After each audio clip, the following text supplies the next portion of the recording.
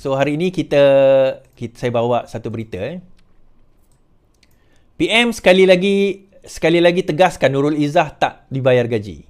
Perdana Menteri Seri Anwar Ibrahim berkata ahli politik atau pemimpin kerajaan tidak sepatutnya melantik ahli keluarga mereka ke jawatan tertentu jika melibatkan sebarang imbuhan wang. Presiden PKR itu sekali lagi mempertahankan pelantikan Nurul Izzah sebagai penasihat kanan ekonomi dan keuangan serta menegaskan anak perempuannya itu tidak menerima sebarang bayaran. Mereka tidak sepatutnya melakukan perkara yang sama, iaitu melantik ahli keluarga jika kamu bercakap tentang imbuhan. Dia sebaliknya tidak menerima sebarang allowance dan dia mempunyai pengalaman serta kepakaran, kata Anwar. Pelantikan Nurul Izzah menyebabkan kerajaan baru-baru ini menerima kritikan berikutan dakwaan melakukan amalan nepotisme. Okey, saya dah jawab tentang nepotisme itulah. Saya dah jelaskan. Okey, yang pertama sekali saya nak betulkan position saya, kenyataan saya itu. Saya kata bila Menteri Besar Kedah mempertikaikan. Semalam dia kata saya bodoh kan. Dia kata saya bukan bodoh, saya kata saya bangang ke apa, tak tahu. Memanglah saya tak tahu, saya bukan ahli parlimen. So kalau anda sebagai Menteri Besar, betulkanlah kalau saya silap. Tapi itu bukan sentral perdebatan kita. Menteri Besar Kedah kata, dia kata macam mana Nurul Izzah nak hidup kalau sekiranya pendapatan dia tak ambil gaji, macam mana dia nak hidup?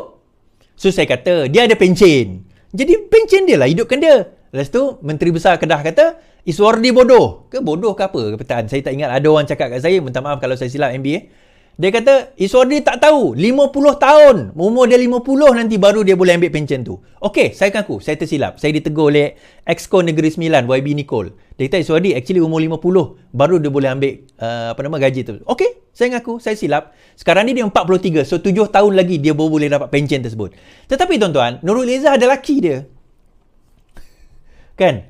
Tak adalah sebangang itu. Mak dia bekas timbalan Perdana Menteri, ahli parlimen. Bapa dia bekas timbalan Perdana Menteri, ahli parlimen, merangkap Perdana Menteri sekarang ini. Takkanlah kalau dia tak ada duit pun, walaupun dia single mother, mak bapak dia tak boleh nak support. Contoh. Tapi tak payah mak bapak dia dah kahwin. Takkanlah laki dia tak boleh nak support. Tapi dia buat untuk apa tuan-tuan? Dia buat untuk negara. Kerana apa? Kerana benda ini benda yang pelik. Kepada semisal pemimpin-pemimpin di dalam Perikatan Nasional. Takkanlah terima gaji, dapat jawatan tinggi tak ada gaji. Pelik. Dia otak dia jam jatuh hilang tuan-tuan. Sebab dia tak boleh nak comprehend, tak boleh nak fikir macam mana. Tuan-tuan, ini bukan kali pertama keluarga Anwar Ibrahim buat macam tu.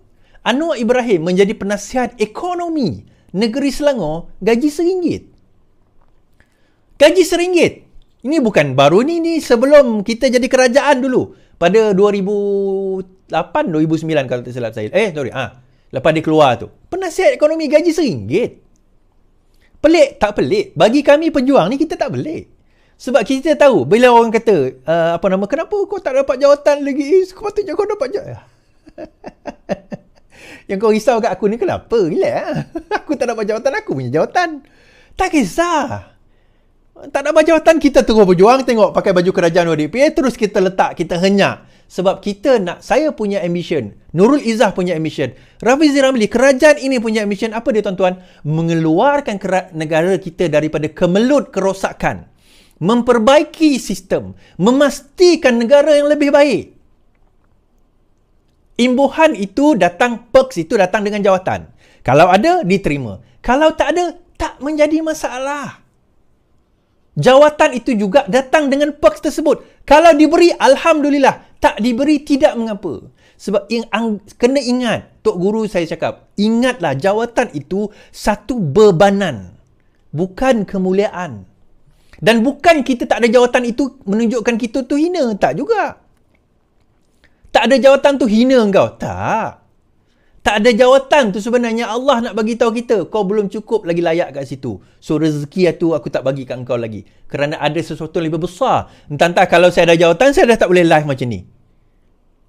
Betul tak? So ada sebab dia. Janganlah kita anggap, kalau kita anggap benda tu buruk, sebenarnya Tuhan tak bagi kerana Tuhan lebih tahu. Kalau kita anggap benda tu baik, tapi sebenarnya Tuhan tak bagi Tuhan elakkan kita dapat sebab Tuhan yang lebih mengetahui. So rezeki itu semua daripada Tuhan. Ya Allah, terima kasih. Kan? Semua daripada Allah SWT. Yang penting tuan-tuan, niat kita apa? Sebab itulah saya kata dalam bahasa Melayu, bila dibagi satu jawatan itu tanggungjawab. Bahasa Melayu ni sangat cantik. Saya dah sebut banyak kali dah. Tanggungjawab. Apa tanggungjawab? Berani menanggung jawatan. Kena berani menjawab dunia dan akhirat. Itu bahasa Melayu ni berat. Tanggungjawab tu jangan ambil mudah. Berat. Tapi kalau diberi, kita akan cuba pegang sebaik mungkin. Tapi kalau tak diberi, anggaplah kita tahu bahawa sebenarnya ada lagi kedudukan, ada lagi peluang, ada lagi peranan kita. Ni ada juga saya tengok kawan-kawan kita kan, Suhadi aku dah lama berjuang tak dapat jawatan ni Suhadi. Alah. Yang kau risau sangat tak dapat jawatan ni kenapa? Banyak lagi ruang nak berjuang. Tak payah Anwar Ibrahim suruh kita. Kita buat ni, pertahankan kerajaan ni. Kita pertahankan kerajaan yang ada sekarang ni. Itu tanggungjawab kita. Nak lemam ni. Kena hujan semalam. Nak bersin tak bersin. Itu tanggungjawab kita. Tanggungjawab tuan-tuan bila share, bila like, subscribe, itu semua. Itu sebenarnya bila tuan-tuan share, like, tap-tap, like ni banyak-banyak kali sebagainya, retweet dan sebagainya. Benda ini, ni nak cerita, ni mungkin ada. Itu saya berdebat, ingat tak saya debat pasal account PPBM tu? PPBM. Saya nak cerita lah. Itu saya pergi KL. Saya pergi KL hari tu. Tengah saya jalan-jalan, tiba-tiba ada ni mungkin budak tu tengok lah. Thank you lah kalau anda. Dua orang budak ni daripada satu hotel mewah. Dia bekerja kat situ lah. Saya tengah tengok kasut dekat kaki lima kan. Dia kata, Bang Suhadi. Saya tengok budak muda. Biasanya kalau yang tegur saya ni orang tua. Sebab saya tahu audiens saya di YouTube dan juga Facebook ni orang tua. 40, biasanya 35 ke atas lah. Bukan tua, veteran. So kita tak boleh agak. Tapi yang ni budak muda. Saya cakap, ya Ustaz. Abang bantai budak tu kat dalam TikTok itu bang. Apa? Puas hati saya dengar bang, dia kata. Oh, dengar dari mana? Dari TikTok lah, ada orang share. Ada share dekat TikTok tu. Oh. Saya tengok budak kerja mana? Oh, kerja hotel ni, dia kata. Oh, tengah off ni. Tengah nak beli makanan jap. Okay. Thank you. Okay bang, teruskan bang. Okay. So maksudnya, tak tahu siapa, dia bukan tengok live yang Yani tu. Tapi somehow ada orang ambil video tu, dia edit, kemudian dia sebarkan. Dan sampai pada mereka. And effort itu saya sendiri tak boleh buat, tapi tuan-tuan dan perempuan, inilah dia. This is what I mean. Yang kita perlukan. Sebelum kita cerita tentang kerajaan akan tumbang tu, saya kata, kenapa kita kena faham bahawa perjuangan kita ni, it's more than just tuan-tuan ingat, berjaya itu bila dia dapat jawatan. Bukan. Bagi saya, Anwar Ibrahim tak berjaya lagi. Bila dia pegang jawatan Perdana Menteri itu, belum berjaya lagi.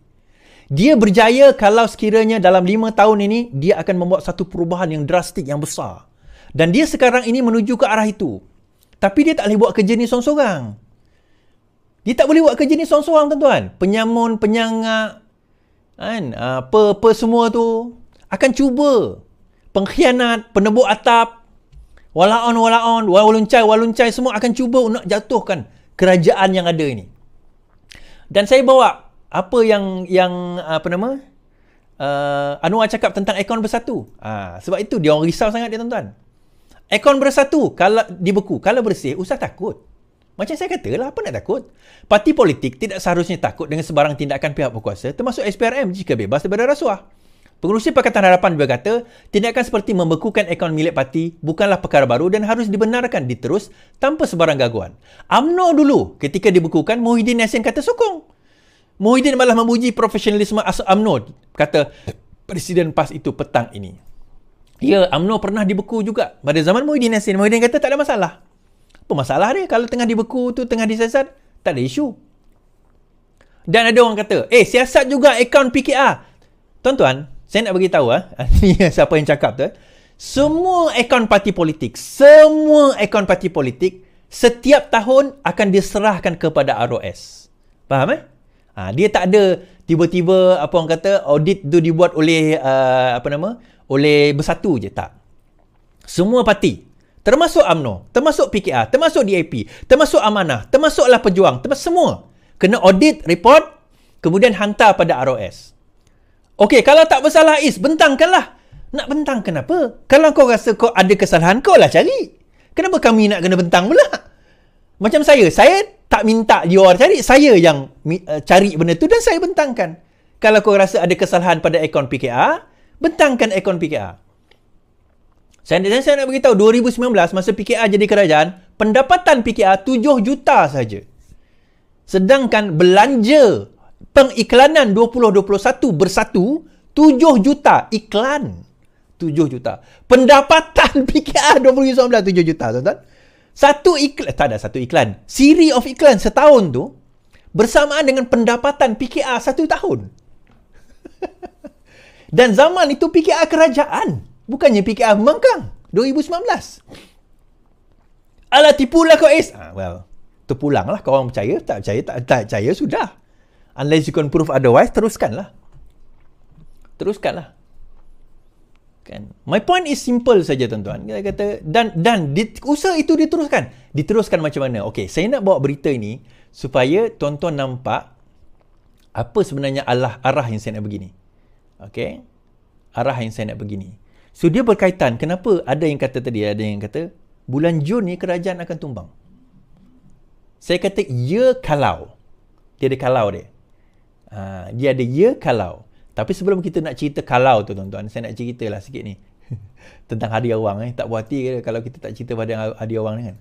Bersedekah PAS lakukan tak kira musim. Ni kes lain tanya lain jawab ni. Okeylah. Presiden PAS hari ini sekali lagi menekankan bahawa amalan bersedekah yang dilakukan oleh PAS bukanlah sesuatu yang aneh, malah dilaksanakan secara tidak memusim.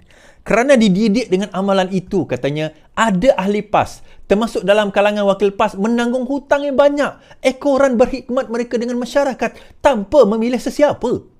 Itu adalah bukti hikmat rakyat PAS, wakil rakyat PAS terhadap pada musim sepanjang masa dan kepada semua, bukan hanya pada musim pilihan raya. Kini, selepas ramai ahli daripada PAS daripada pelbagai lapangan dan kebolehan, usaha-usaha diatur secara sistematik dalam lapangan lebih luas.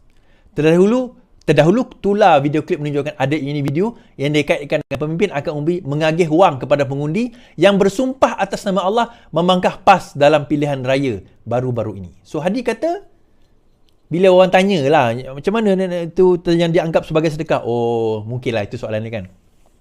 Oh itu tak ada masalah, sedekah ni memang kita buat selalu. Lain tanya lain jawab tuan-tuan.